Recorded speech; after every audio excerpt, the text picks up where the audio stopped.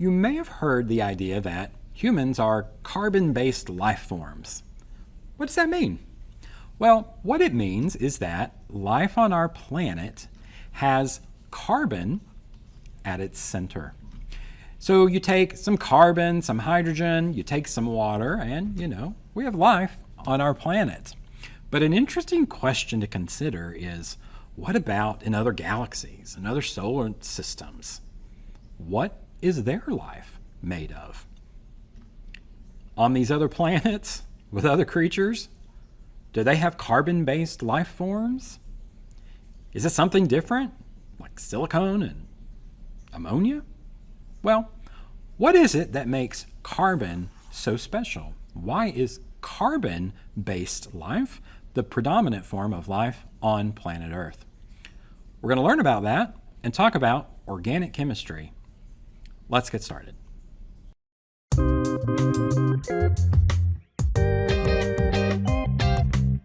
So, why carbon? Well, one of the simple answers is that carbon is a versatile building block. So think back to when you were playing with Legos, right? Maybe you still do. Why are Legos such good building blocks? Well, if you think about it, they're good building blocks because you can arrange them in so many different ways, right? There's lots of places to bond, right? Here we're bonded two. Here's only got one left over. Here's a completely different looking thing. So they're good building blocks, Legos, because they can bond or they can be adhered to by so many different other things and in so many different ways. So carbon is very similar to Legos in this aspect.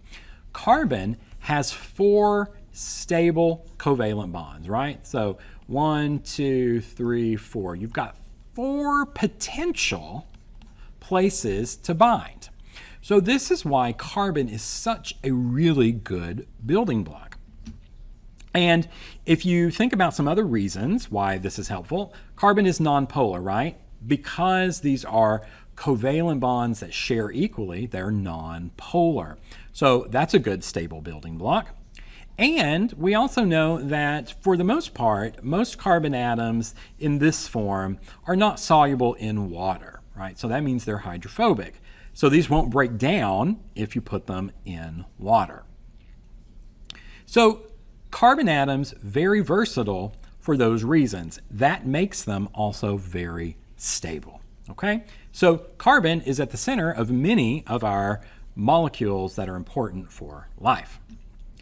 So in addition to being a good building block, what we'll see is that we can actually name these compounds based on what is attached to the carbon. So in this case, we have 1 carbon, so it's like sort of like C1, and then we've got 1, 2, 3, 4 hydrogens. This has a name methane, right? This is a stable compound, CH4. Nonpolar and a gas. If we take 2 methanes and put them together, we have C2H6. So notice, one of the hydrogen came off of one of the hydrogen came off the other. They bonded together, so we got this carbon bonded to this carbon, but they still have 1, 2, 3, 4 bonds for each carbon. This is what we call ethane, also a gas. So we have 1 carbon with 4 hydrogens. We could have 2 carbons with 6 hydrogens around them. We can also have a carbon that is double bonded to the other carbon. So here what you see is this carbon and this carbon each lost a hydrogen, right? So took a hydrogen, hydrogen. Those electrons formed another bond here. So this is even more strong. This is a very stable bond. And we call this ethene because there is a 2 bonded center in between these carbons. Okay, so this right here, this idea of naming these compounds, learning about the different little tricks, this is a large part of what an introductory to organic chemistry course would help you learn. So there is a lot of diversity, right? Organic chemistry is very diverse, and there's lots of different names and lots of different molecules. I want to just walk you through a few of the most common names and a few of the very basic building blocks for organic molecules. So this one right here, we see a carbon and a carbon with 6 hydrogens. We've already said that that is ethane. Okay? 2 carbons, 1 bond, the rest are hydrogens. What if we added then a third carbon? 1, 2, 3 carbons with hydrogens all around it. That happens to be something we call propane. Add another carbon. Butane. Well, what you might notice about some of these is, okay, I've heard of ethane, propane, butane, right? Gases at room temperature. Oh, yeah, these are probably also fuels. We know that because these bonds are stable, they'll give off a lot of energy if we ignite them. So propane, butane, really good fuels. Well, let's move on. 1, 2, 3, 4, 5, 6 carbons. This one is called hexane. Now, this is an important one. We see a lot of C6, right? Maybe you've heard of the famous C6H12O6 glucose, right?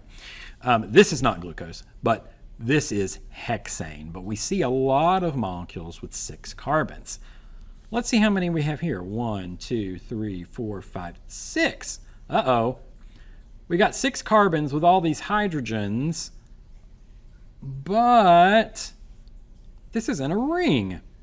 So even though this is hexane, 1, 2, 3, 4, 5, 6 carbons, because it's in a ring, we might call this cyclohexane.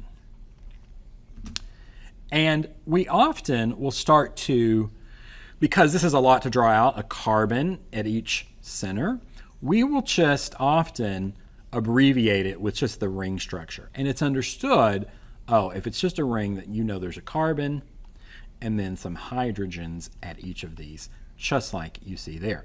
But for our sanity in organic chemistry, we often will just draw this as a ring, assuming we know that all of those are there. Now, there's also a lot of different ways to show the exact same thing.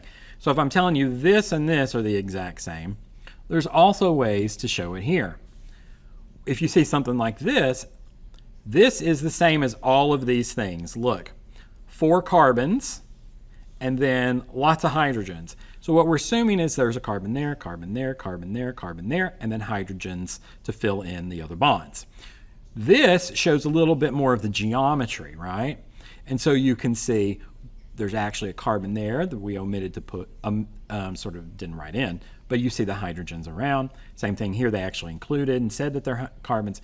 These are all the same thing down here, right? All different ways to show the same thing. So in organic chemistry, it can be complicated because you have so many different ways of showing it. The professionals are going to probably always go to the easiest way to write it because sometimes these things can get really big. So all of these organic molecules have carbon at their base and are quite diverse. Well, is everything in life, is it just a bunch of carbons and hydrogens? Well, no, it actually gets quite a bit more complicated. What we see is that we can add functional groups to these simple hydrocarbons, and that will change their properties. So we've talked a lot about ethane. There's ethane, right? 2 carbons, 6 hydrogens. What if we took off one of these hydrogens and added a different functional group? So here, we took off one of the hydrogens and we added an OH. That's called a hydroxyl group. We'll go over those in a minute. This actually now has completely changed the properties of this molecule. We've added a different atom, all right? And so it goes from ethane to, now that we've added a hydroxyl group, this is ethanol. So this is an alcohol. Often when you see this hydroxyl group, this OH added to the side, it will turn it into an alcohol. This one happens to be ethanol because it came from ethane. And you've probably heard of ethanol, right? This is can be a fuel that we use in our cars, ethanol. It's also the main ingredient in alcohol that you might drink, ethanol.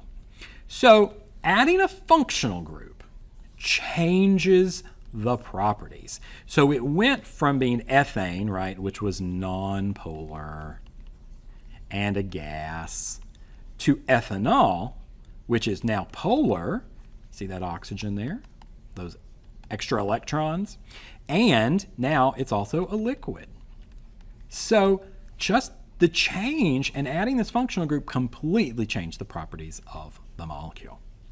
So, what are the common functional groups? These are the ones I think you probably should know. Just go ahead and commit these to your mind. You're going to see them come up in any study of biology or chemistry. So I've made a little chart here, and these are the ones I want you to know: hydroxyl, phosphate, amino, carboxyl, and methyl. So let's look at each one and give you an example of where it's found. So hydroxyl we just touched on, right?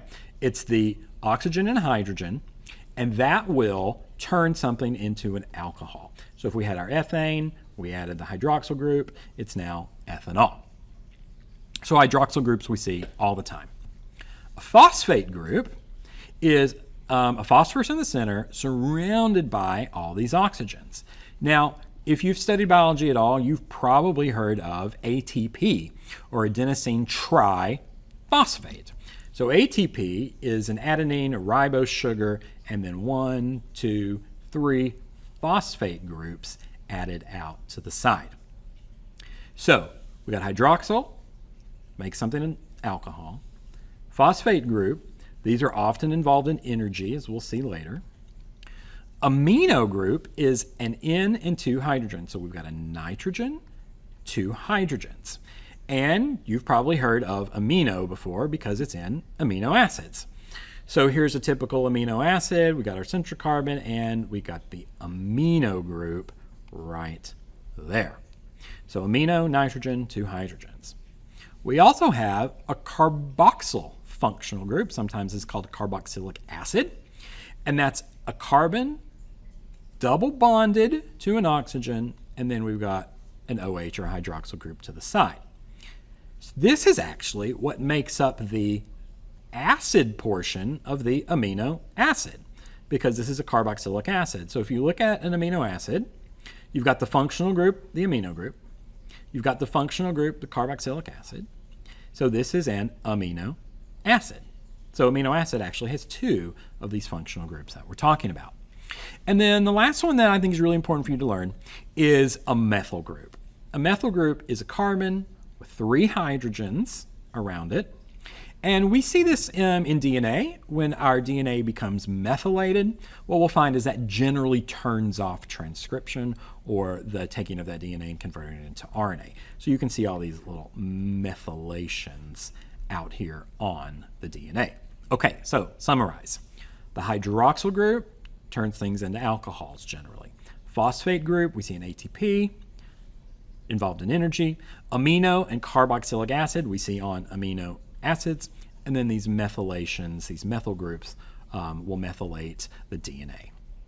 Okay, so the functional groups change the properties of the molecule, as I mentioned, and I'm going to give you 2 really good examples. So I want you to look at these 2, this chemical and this chemical. You might look at it and say, heard of those? Look exactly the same. Well, there's actually a very small difference. If you look right down here, see how there's a double bonded oxygen, and this one has a hydroxyl group instead. So this is estradiol, it's an alcohol. Here's testosterone, a different chemical. Now, believe it or not, even though the rest of this molecule is the same, these small changes in functional group really change the properties of these molecules. Because as you know, testosterone is very different from estradiol in its outcome as a molecule, right? Testosterone is, in these lions that I've pulled up, right, is what you think of here as maybe as the male sex hormone. You can see it in this lion with the heavy dark mane. We see estradiol more predominant in maybe a lioness and a female. And of course, we see a lot of these same chemicals in humans as well. So believe it or not, just these small changes in these functional groups can completely change the properties of the molecule. So let's take it back to our original question. If we're looking at this periodic table, right, we've talked a lot about carbon. life on other planets. What would be a good building block? If we were to discover some other planet with life on it, what would it be? Well, we know that carbon right here has 4 stable covalent bonds. Well, if we just kind of move down this same group here, silicon. A lot of scientists indeed think that life on other planet, if it's not carbon-based, a good contender might be silicone-based life. And if you think about oxygen and water, nitrogen here, which is pretty close here, might be able to afford some of the same other properties that water does. And so ammonia might be one of the other really predominant molecules on life on another planet, right? So it's interesting to think about. It's all really organic chemistry on our planet, the study of carbon. On other planets, who knows?